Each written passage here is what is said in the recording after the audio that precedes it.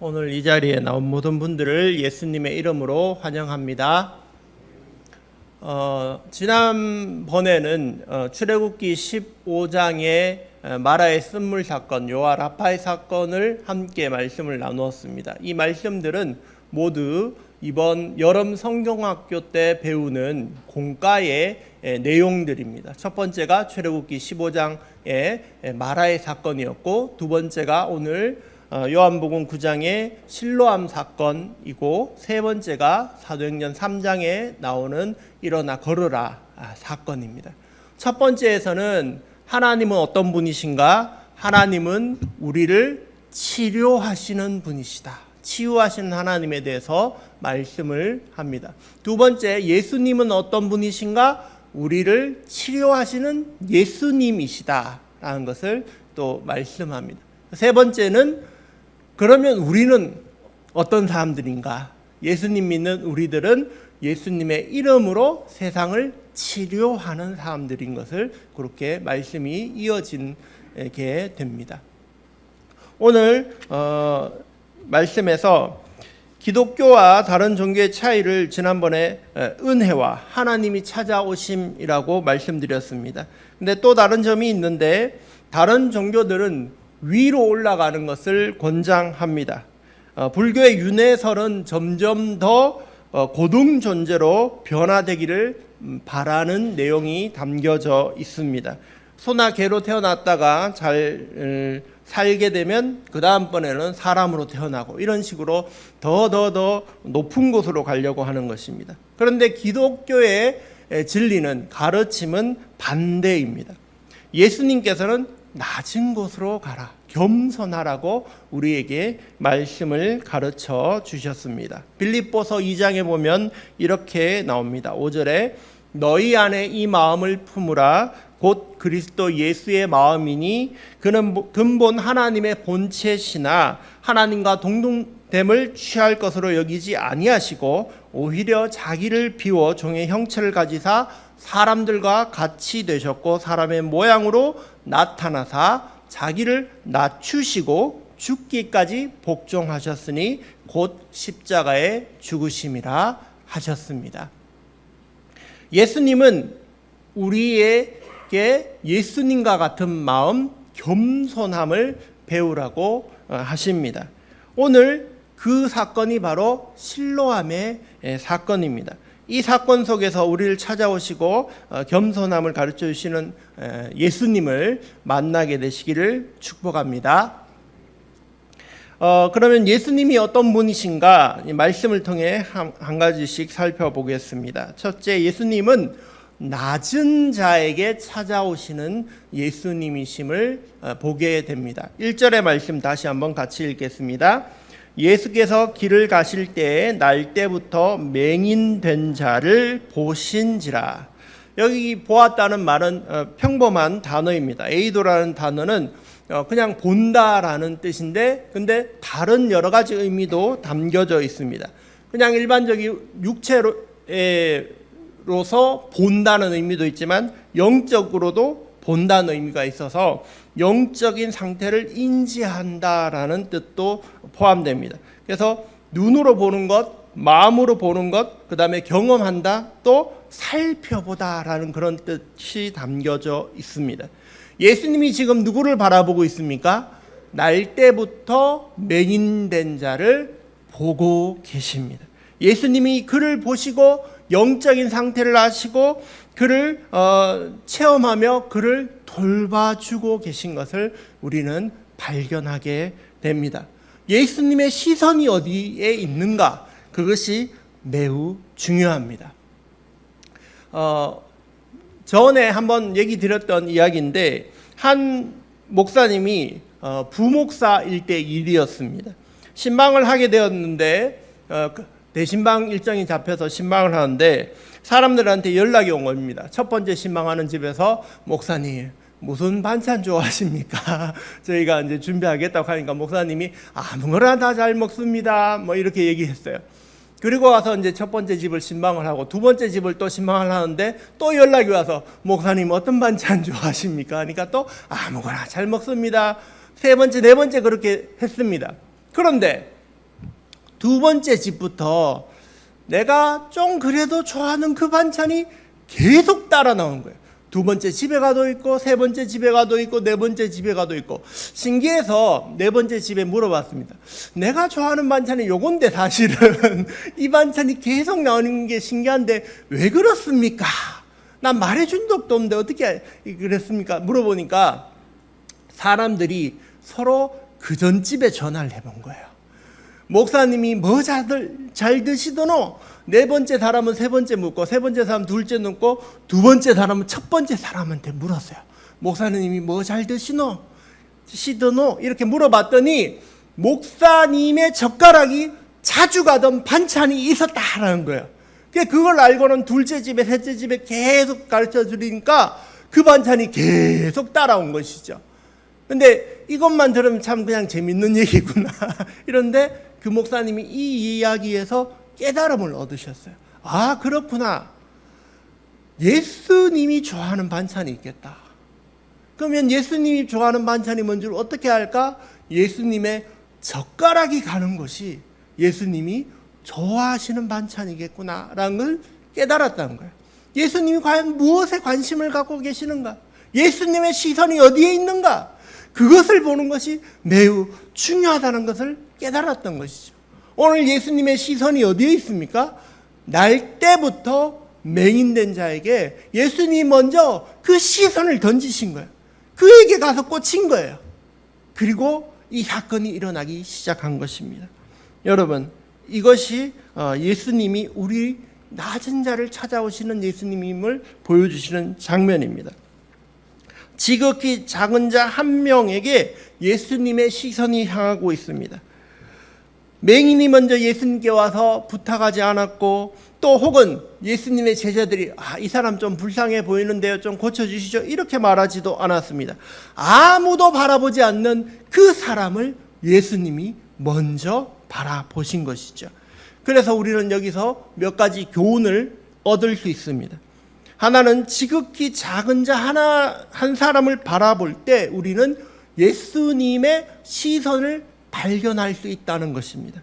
예수님이 이 사람에게 관심이 있구나, 이 사람을 도와주면 예수님이 기뻐하신다는 것을 발견하게 됩니다. 또 반대로 내가 지극히 작은 자 하나가 될 때, 내가 겸손해져서 지극히 작은 자 하나의 모습으로 예수님 앞에 나가면 예수님의 시선이 나에게 꽂히는구나, 그것을 깨닫게 되는 것입니다. 그런데 사람들의 시선은 그렇지 않았습니다. 유대인들의 시선은 이와 완전히 정반대로 달랐습니다. 그것을 우리는 2절의 제자들의 말에 의해서 알 수 있습니다. 2절의 말씀 같이 읽습니다. 제자들이 물어 이르되 랍비여, 이 사람이 맹인으로 난 것이 누구의 죄로 인함이니까? 자기니까 그의 부모니까? 제자들이 예수님께 물어봤습니다. 이 사람이 날 때부터 맹인인 것은 이 사람 죄 때문입니까? 아니면 부모의 죄 때문에 이 사람이 장애인으로 태어난 것입니까? 이렇게 물어본 것입니다. 그런데 이것은 유대인들에게도 있는 일반적인 그런 시선이었습니다. 근데 우리들도 이런 시선이 있어요. 누군가 불행한 일을 겪고 누군가 장애를 갖고 있으면 저 사람은 죄가 많은가 보다, 그래서 벌 받았나 보다, 그런 시선으로 바라볼 때가 있지 않습니까? 근데 유대인들은 당연히 그렇게 생각했다는 것이죠. 이 사람이 장애를 가지고 있고 앞을 보지 못하니까 죄가 많구나, 이렇게 바라보았다는 것입니다. 세상의 시선은 그런 식이었습니다. 이 사람을 불쌍히 바라보는 것이 아니라 저 사람은 죄인이다, 저 사람은 실패자다, 저 사람은 저주받은 인생이다, 이런 시선으로 바라봤다는 것입니다. 그러나 예수님은 그 시선을 뒤집어 주십니다. 3절을 보시죠. 3절 앞에 부분을 보면 예수님이 이렇게 말씀하십니다. 그에게 하나님이 하시는 일을 나타내고자 함이라. 이것은 예수께서 대답하시되 이 사람이나 그의 부모의 죄로 인한 것이 아니라, 예수님은 그들이 가지고 있는 시선을 뒤집어 주셨습니다. 그렇지 않다. 이 사람이 결코 실패자도 아니고 이 사람이 결코 저주받은 사람도 아니다. 이 사람은 오히려 하나님이 하실 일을 나타낼 놀라운 존재다라는 것을 가르쳐주고 계십니다. 이것이 예수님의 시선입니다. 예수님의 시선으로 돌아와서 세상 사람들은 환경을 바라볼 때 그 일어난 일에 대하여 이렇게 평가합니다. 이렇게 잘못된 것을 보면 당신은 실패자입니다. 당신 인생은 저주받은 겁니다. 그런 식으로 바라본다는 것이죠. 그러나 예수님의 시선은 다르다는 것입니다. 예수님의 시선은 우리가 혹 실패할지라도, 우리가 혹 좌절했을지라도 예수님은 아니다, 하나님이 하실 놀라운 일이 있다라고 우리를 바라봐 주시는 것입니다. 할렐루야. 자, 두 번째, 그러면 예수님은 또 어떤 분이신가? 예수님은 스스로 이렇게 말씀하십니다. 나는 세상에 있을 때 세상의 빛이라. 예수님은 세상의 빛 되십니다. 4절 말씀을 함께 읽겠습니다. 때가 아직 낮음에 나를 보내신 이의 일을 우리가 하여야 하리니 밤이 오리니 그때는 아무도 일할 수 없느니라. 예수님께서는 이 땅에 오셔서 하나님의 일을 하시기 위하여 왔습니다. 그것이 예수님의 사명이었습니다. 그래서 예수님은 분명한 이러한 사명감을 가지고 지금 이 일을 해야 된다라는 것을 알고 계셨습니다. 왜냐하면 때가 낮으니 지금 할 수 있지 밤이 되면 할 수 없다라는 것을 아셨기 때문입니다. 그러면서 하신 말씀이 내가 세상에 있을 동안에는 세상의 빛이다 라고 말씀을 하십니다. 이 세상에 예수님은 무엇으로 오셨냐 하면 빛으로 오셨습니다. 빛은 여러 가지 작용을 합니다. 대표적으로 세상을 밝혀주고 사물을 분별하게 해줍니다. 빛의 기능을 생각해 보면 빛은 어둠을 밝혀주는 일을 합니다. 예수님이 오셔서 우리의 어둠을 깨닫게 하고 밝혀주셨습니다. 이것은 심판이며 동시에 구원입니다. 요한복음 1장에 보면 예수님이 이 땅에 빛으로 오셨지만 그 자기 백성들이 예수님을 영접하지 않았다라고 말씀합니다. 왜냐하면 빛으로 오신 예수님 때문에 자신의 어둠이 드러나는 것을 싫어했기 때문입니다. 그래서 빛으로 오신 예수님에 대하여 두 가지 반응을 나타내는 것입니다. 어떤 사람들은 자기의 죄를 발견하고는 회개하고 돌이키게 되지만 어떤 사람들은 자기의 죄가 드러나는 것이 싫어서 빛 대신 예수님을 거부하는 것입니다. 또 빛의 기능은 분별하게 해줍니다. 이 이야기를 잘 깨닫게 해주는 사건은 일체유심조 사건입니다. 여러분 잘 아시죠? 원효대사 해골물 이야기. 원효대사가 당나라에 유학을 가게 됐습니다. 그런데 그날 밤 밖에서 노숙을 하는데 목이 말라서 물을 찾다가 둥근 이런 컵 모양의 물이 담겨 있길래 꿀꺽꿀꺽 맛있다 이렇게 마셨어요. 근데 그 다음날 일어나서 보니까 거기가 무덤가였고 해골 바가지에 담겨 있는 썩은 물이었던 거예요. 그걸 보고는 내가 어젯밤에는 맛있게 먹었던 게 오늘 아침에는 썩은 물이었구나. 당나라 유학 안 가도 되겠다. 깨달음을 얻었다라고 하는 그 이야기가 일체유심조거든요. 모든 것이 마음에 달려있다. 근데 어떻게 그것을 깨달았습니까? 빛이 오니까 깨닫는 거예요. 빛이 오니까 내가 잘못했는 게 뭐고 옳은 것이 무엇인지 분별할 수 있게 된 것입니다. 예수님이 오심으로 잘못이 무엇이고 옳은 것이 무엇인지 깨닫는 지혜가 생기게 된 것입니다. 또 빛의 기능은 인도하심입니다. 소망을 주심입니다. 시편 119편 105절에 이렇게 말씀하십니다. 주의 말씀은 내 발의 등이요 내 길의 빛이니이다. 길을 비추어 주시는 그 빛이 있어서 우리가 길을 잃어버리지 않고 따라가게 됩니다. 빛은 우리를 바른 길로 인도하는 역할을 합니다.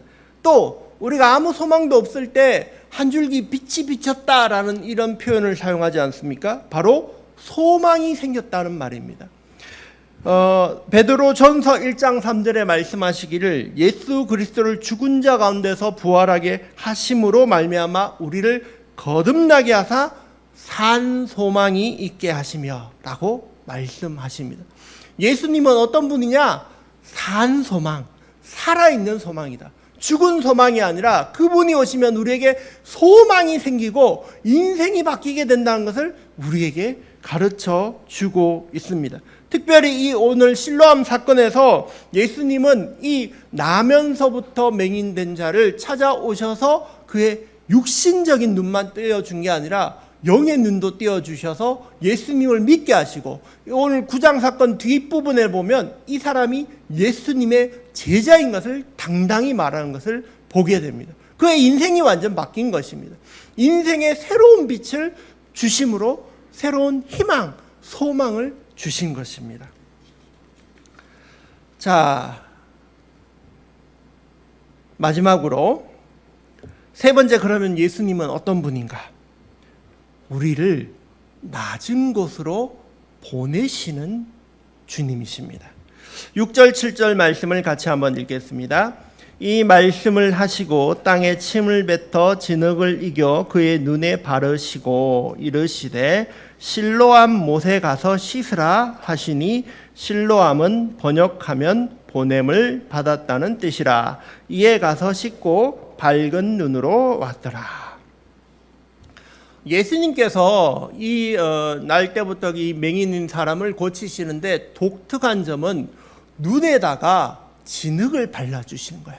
땅에다가 침을 뱉고 그것을 이렇게 섞어서 눈에다 이렇게 발라주시는데, 다른 치료하는 장면에서는 이런 장면들이 잘 등장하지 않습니다. 그래서 어떤 분들은 이것을 해석할 때 예수님께서 특별히 더 만져주시고 인격적으로 교류하는 그런 모습이다라고 해석하기도 하고, 또 어떤 분들은 또 영적으로 인간이 뭐냐, 흙으로 만든 것이다. 그러니까 날 때부터 그 맹인은요 눈알이 없어요. 그래서 흙으로 재료를 더 첨가해 주신 거 아니냐, 이런 식의 이제 해석도 있는데, 제가 최근에 보게 된 것은, 발견하고 깨달은 것은, 정말 예수님께서는 이 사람에게 어려움을 더해 주셨다라는 것을 발견하게 됩니다. 이게 무슨 말이냐면, 여러분 앞을 못 보면 답답하죠. 근데 눈에 진흙이 발려져 있다고 생각해 보십시오. 진흙이 발려져 있으면 이것도 마르고 끈적끈적하고 하면서 더 답답함이 쌓이지 않겠습니까? 더 어려움이 가중되지 않겠습니까? 근데 예수님이 그 일을 하신 거예요. 이 사람에게 어려움을 더 추가해 주셨어요. 왜? 실로암에 가서 씻으라고 명령하시기 위해서. 이 사람이 반드시 그 실로암에 가서 씻게 하기 위하여 눈에 어려움을 더해 주셨던 것입니다. 그에게 순종을 할 수 있는 길을 더해 주신 것이죠. 왜 그러냐면, 우리가 잘 아는 그 엘리사 시절에 나하만 장군의 이야기를 아시지 않습니까? 나하만 장군이 엘리사에게 찾아와서 나병이 낫고 싶다 그러자 나하만 장군에게 엘리사가 뭐라고 합니까? 요단강에 가서 7번 들어갔다 나왔다 씻어라, 그렇게 얘기하죠. 그러니까 나하만 장군이 그걸 못 믿습니다. 그러니까 불순종하죠. 집어치워라. 우리나라에 더 아름다운 강물이 많은데 이 요단강에서 씻어야 되냐, 그렇게 불순종하니까 안 나았던 거예요. 하지만 옆에서 사람들이 만류하면서 이거 뭐 어렵다고 그러십니까? 한번 씻어 보십시오 해서 겨우 7번 들어갔다 나왔다 하니까 낫게 된 것이죠. 순종하니까 낫게 된 것입니다. 예수님은 이 사람에게 어려움을 더하셔서 눈에 진흙을 붙여주심으로 내가 좀 씻고 싶다라는 그 마음을 불러일으켜서 실로암에 가서 씻게 하시기 위하여 어려움을 더하신 것입니다.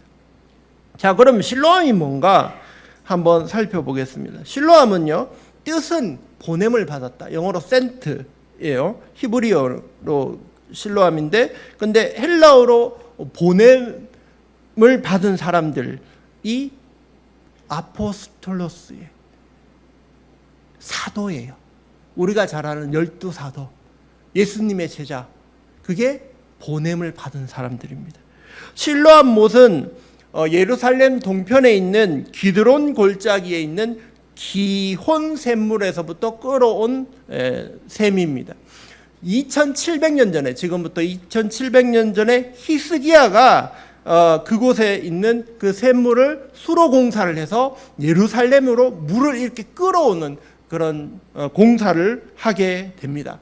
여러분, 물이 어디에 고일까요? 높은 곳에 고이나요?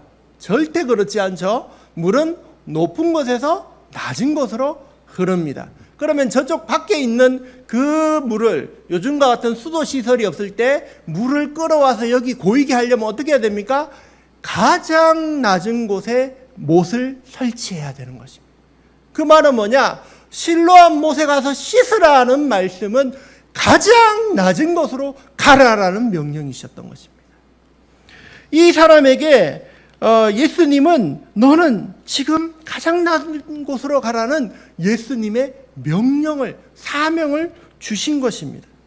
앞에서 예수님은 낮고 천한 자를 찾아오시는 그런 주님이셨습니다.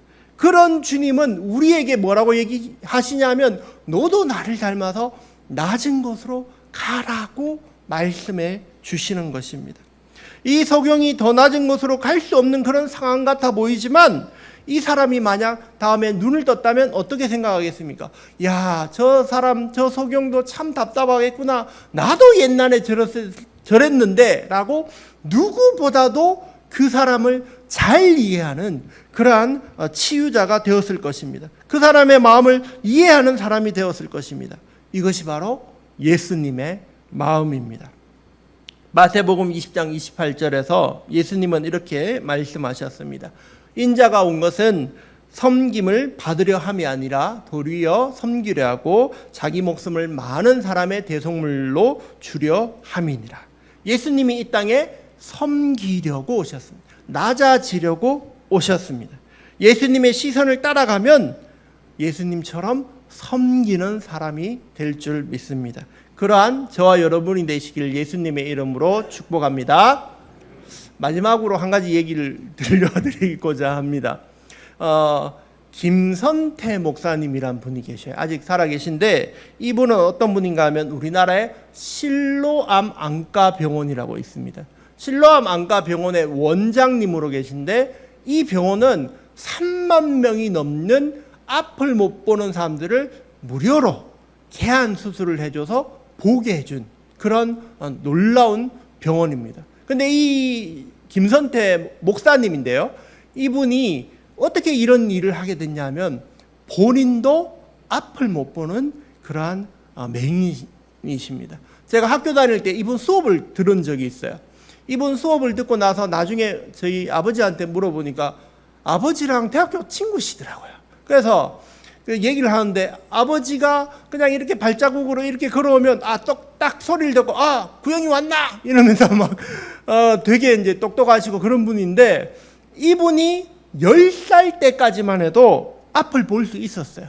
근데 6.25 때예요. 그때가 6.25 때 어떤 일이 일어났냐면 폭격으로 부모님은 돌아가고 8월 달에 친구들과 함께 가고 수원에서 놀다가 불발탄으로 인하여 그게 터져가지고 주변의 친구들은 다 죽고 자기는 앞을 보지 못하는 그런 맹인으로 바뀌게 된 것입니다. 그래서 친척집에 가게 됐는데 친척들이 반가워하지 않는 거예요. 그래서 어느 날 밤에 들어보니까 친척들이 양잿물을 먹여서 죽이자 뭐 이런 얘기를 하는 걸 들었어요. 근데 이분이 1학년, 2학년 때 10살이면 3학년 나이지 않습니까? 1학년, 2학년 때 주일학교를 나갔던 거예요. 그래서 그 두려운 이야기를 듣자 기도하기 시작했습니다. 하나님, 죽인다는데 어떻게 합니까? 가자. 하나님이 하시는 말씀이 낙심하지 마라. 염려하지 마라. 내가 너를 사랑한다. 일어나 가라. 이렇게 얘기하신 거예요. 그래서 김선태 목사님이 그 집을 탈출해서 나왔어요. 집 나오면 뭐가 될까요? 거지가 된 거죠. 그게 구걸하고 살았던 거예요. 근데 구걸하고 사는데 앞을 못 보니까 사람들이 더 이렇게 적선을 많이 해준 겁니다. 뭐 따뜻한 밥도 주고. 근데 그걸 가지고 이분은 자기와 같은 또래 거지들을 돌봐준 거예요. 내가 많이 받았으니까 너도 같이 밥 먹자. 너도 같이 하자. 하고 해줬더니 어느새 거지 왕초가 된 거예요. 그래서 거지 왕초 생활을 하면서는 교회를 못 나갔습니다. 그런데 교회를 나가게 된 계기가 있었습니다. 어떤 일인가 하면 거지로 살면서 밥을 얻어먹다가 남의 집 창고에서 잠을 자게 됐어요.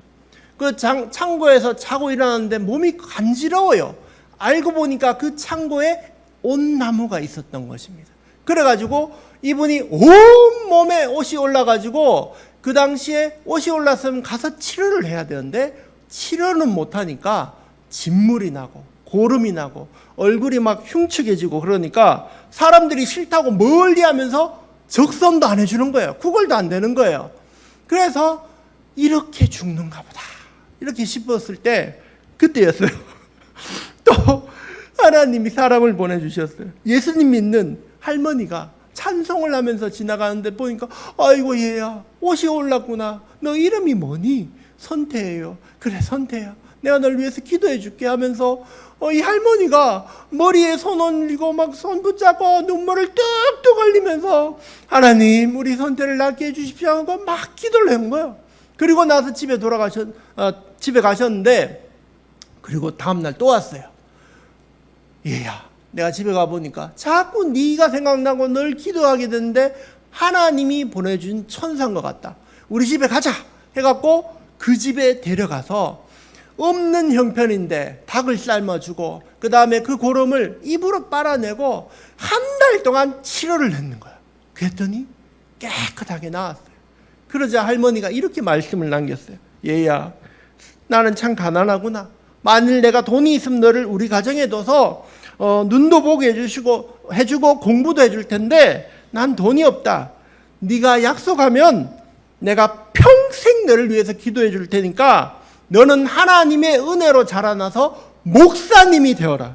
그리고 세계를 다니며 복음을 전하는 하나님의 종이 되어라. 이렇게 얘기하신 거예요. 앞도 못 보는 애를 두고. 근데 이 목사님이 그때 결단하고 목사님이 되기로 했어요. 그리고 우째 돼가지고 학교도 가고 그 다음에 대학도 가고 첫 번째로 갔어요. 장애인이 그때는 대학을 못 간다는 법이 있었대요. 1960년대. 근데 이분이 기도하고 해가지고 그게 풀려가지고 겨우 대학 가고 목사님 되시고 그리고 나중에는 실로암 안과를 열고 많은 사람들의 눈을 띄워주는 그런 일을 하셨다고 합니다. 할렐루야. 예수님은 오늘도 낮고 천한 자를 바라보시며 말씀하십니다. 낮은 대로 가라. 오늘도 예수님과 같은 마음으로 섬기는 저와 여러분이 되시기를 예수님의 이름으로 축복합니다.